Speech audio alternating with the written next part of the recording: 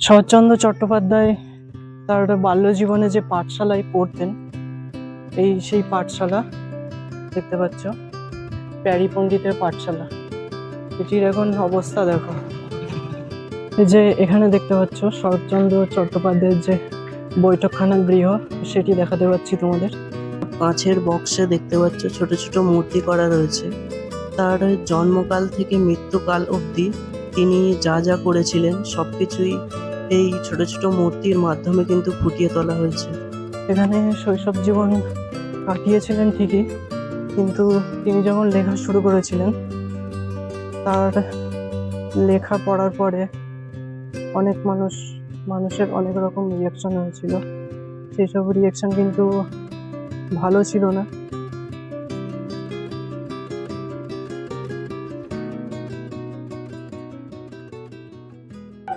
Hello everyone, welcome to my channel dream travel story. আমি বাবান, আর আমার সাথে আছে বৃষ্টি। আমাদের আজকে জার্নি শুরু হচ্ছে বারাসাত বাস স্ট্যান্ড থেকে।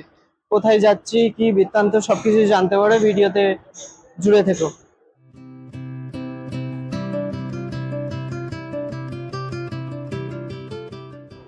আমরা এখন এসে পৌঁছেছি নৈহাটি স্টেশন। এখান থেকে ব্যান্ডেল লোকাল ধরবো।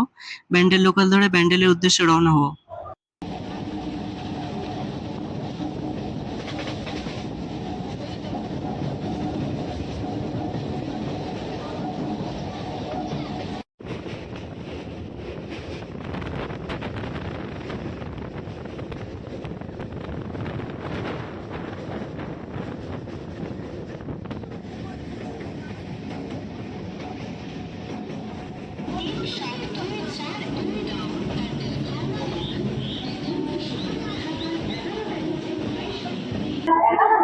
আমরা এখন এসে পৌঁছেছি ব্যান্ডেল স্টেশন। এখান থেকে টোটো ধরবো, টোটো ধরে যাব দেবানন্দপুর গ্রাম। আর দেবানন্দপুর গ্রামের যাওয়ার উদ্দেশ্য হলো বিখ্যাত শরৎচন্দ্র চট্টোপাধ্যায়, কথাশিল্পী শরৎচন্দ্র চট্টোপাধ্যায়ের জন্মস্থান আজকে আমরা ঘুরে দেখব। তো ভিডিওটি দেখতে থাকো, সবকিছুই তুলে ধরবো তোমাদের সামনে। এই হচ্ছে ব্যান্ডেল স্টেশনের বাইরের অংশ। এইখান থেকেই তোমরা টোটো স্ট্যান্ড দেখতে পাবে। আমরা এখান থেকে টোটো করে নিয়েছি। টোটো ভাড়া নেবে জনপ্রতি মাত্র 20 টাকা।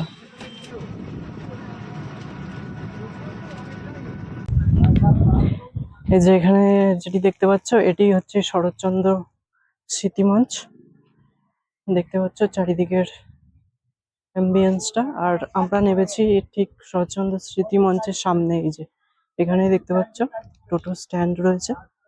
এখানে একটা বড় গেট করা রয়েছে। এই গেট থেকে আমরা প্রবেশ করিনি, ওই সামনের দিকে একটা গেট আছে, ওইখান থেকেই প্রবেশ করেছি। দেখতে পাচ্ছ এর ভেতরে কিন্তু শরৎচন্দ্র চট্টোপাধ্যায়ের ব্যবহৃত অনেক জিনিসপত্র তোমরা দেখতে পাবে।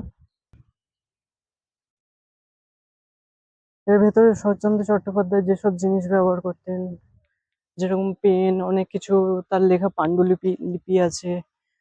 তারপর তার অনেক কিছু ব্যবহারের জিনিস আছে। যে দেখতে পাচ্ছ এখানে একটা মূর্তি করা রয়েছে।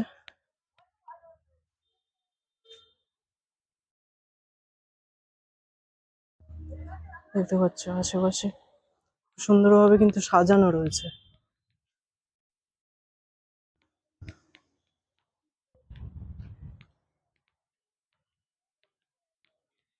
এর ভেতরে কিন্তু ভিডিও করা অ্যালাউ নেই, তাও তোমাদের জন্য একবার চেষ্টা করবো ভিডিও যদি করতে পারি।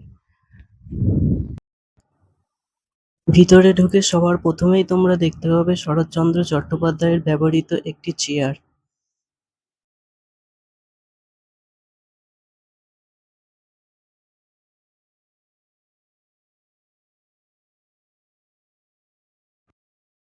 এখানে রাখা রয়েছে তার লেখা কিছু পাণ্ডুলিপি, ছোট গল্পের বই ইত্যাদি।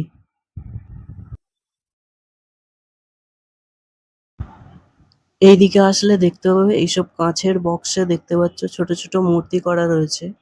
তার জন্মকাল থেকে মৃত্যুকাল অবধি তিনি যা যা করেছিলেন সবকিছুই এই ছোট ছোট মূর্তির মাধ্যমে কিন্তু ফুটিয়ে তোলা হয়েছে।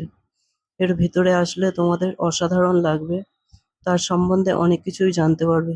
দেখতে পাচ্ছ এইসব মূর্তিগুলো কিন্তু খুব সুন্দরভাবে বানানো হয়েছে। তোমাদের আর একটা জিনিস বলে রাখি, এই মিউজিয়াম কিন্তু শনি রবিবার বন্ধ থাকে। তোমরা যদি এই মিউজিয়ামটি ভিজিট করতে চাও তো শনি রবিবার ছাড়া সপ্তাহের যে কোনো দিন আসলে এই মিউজিয়ামটি কিন্তু তোমরা সহজেই ভিজিট করতে পারবে।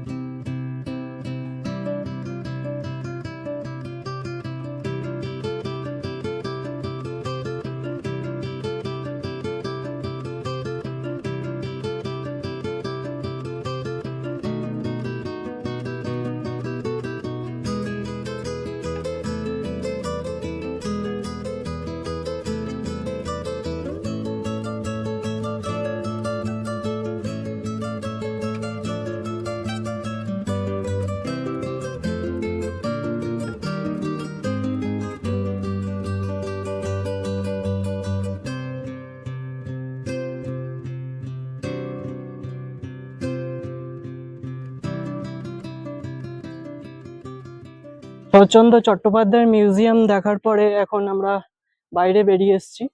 ওই ওই যে দূরে মিউজিয়াম রয়েছে এই রাস্তা বরাবর আমরা চলে এসেছি। এই দিকটা আসলে তোমরা এখানে আর একটা জিনিস দেখতে পাবে, তো তোমাদের একটু কাছে গিয়ে দেখানোর চেষ্টা করছি। যদি একটু কাছে গিয়ে তোমাদের দেখাই, তো এখানে একটা সেমিনার হল রয়েছে, দেখতে পাচ্ছ এখানে লেখা রয়েছে কিন্তু শরৎচন্দ্র চট্টোপাধ্যায় সেমিনার হল। এখানে বিভিন্ন রকম অনুষ্ঠান হয়, এখানে ভিতরে কাজ চলছে এবং ভিতরে ঢুকবো না আমরা। এবারে এই দিকটা যদি আসি, এই দিক থেকে যদি তোমাদের দেখায়, খুবই দূরে দেখতে পাচ্ছ এটি কিন্তু মূর্তি করা রয়েছে শরৎচন্দ্র চট্টোপাধ্যায়ের। আর দুপাশে দুটো মন্দির দেখতে পাচ্ছ।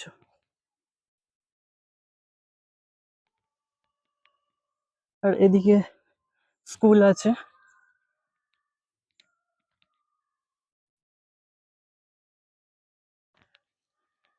এদিকে যদি দেখায় এই স্কুল দেবানন্দ বোস শরৎচন্দ্র শিক্ষা নিকেতন।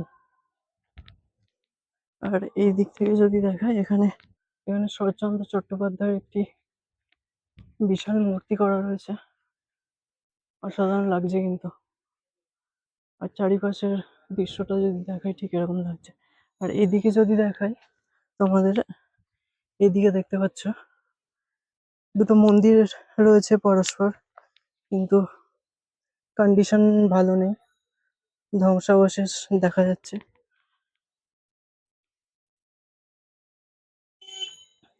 এবারে এইখান থেকে আমরা যাব যে বাড়িতে আর কি শরৎচন্দ্র বাস করতেন, সেই বাড়িটা এখন আমরা দেখবো গিয়ে।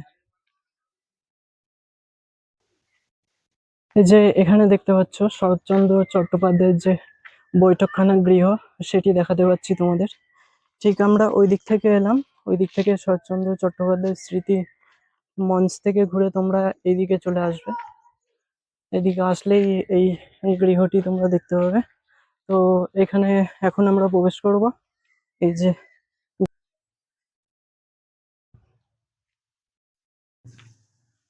আর ভিতরে প্রবেশ করার সাথে সাথে তোমরা দেখতে পাবে এখানে শরৎচন্দ্র চট্টোপাধ্যায়ের একটি মূর্তি করা রয়েছে। এখানে সব ডিটেলস দেওয়া রয়েছে, জন্ম থেকে মৃত্যু। আর ওইদিকে দেখতে পাচ্ছ শরৎচন্দ্র চট্টোপাধ্যায় পৈতৃক ভবন লেখা রয়েছে। কিন্তু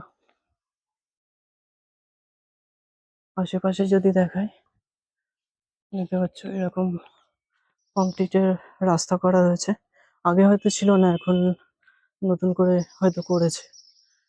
আশেপাশে দেখতে পাচ্ছ এরকম গাছ লাগানো রয়েছে, খুব সুন্দর লাগছে। কিন্তু শান্ত নিরিবিলি পরিবেশের মধ্যে এরকম একটি জায়গা তোমরা যদি আসো, তোমাদের খুব ভালো লাগবে।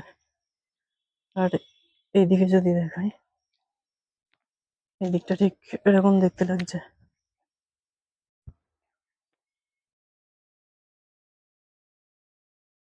এদিকে কিছু ঘর রাখা রয়েছে, এটাই ছিল তার বৈঠকখানা। আর এই যে বাড়িটা দেখাতে পাচ্ছি, এই বাড়িতেই কিন্তু তিনি থাকতেন। তার প্রায় শৈশব জীবন এই বাড়িতেই কিন্তু তিনি কাটিয়েছিলেন।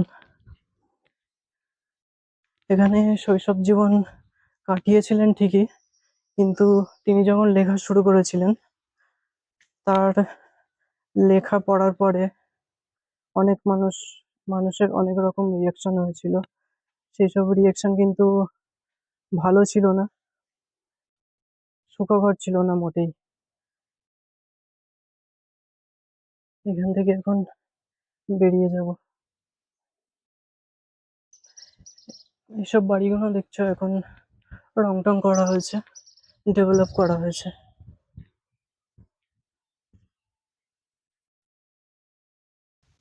শরৎচন্দ্র চট্টোপাধ্যায় তার বাল্য জীবনে যে পাঠশালায় পড়তেন, এই সেই পাঠশালা দেখতে পাচ্ছ, প্যারী পণ্ডিতের পাঠশালা। এটির এখন অবস্থা দেখো, প্রায় ধ্বংস হয়ে গেছে বললেই চলে যায়। এটি কিন্তু এখন সংরক্ষণ করা হয়নি। তোমাদের যদি ভিতরে গিয়ে দেখাই, এই হচ্ছে পাঠশালা, দেখাতে পাচ্ছি।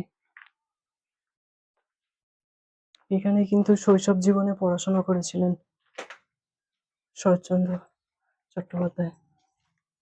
আজকের ভিডিও এখানেই শেষ করছি। তো কেমন লাগলো তোমাদের এই ভিডিওটা, অবশ্যই কমেন্ট করে জানিও। যদি ভালো লেগে থাকে একটি লাইক করে যেও, চ্যানেলটিকে সাবস্ক্রাইব করে নিও। আবার তোমাদের সঙ্গে দেখা হবে নতুন একটি ভিডিওতে। টাটা।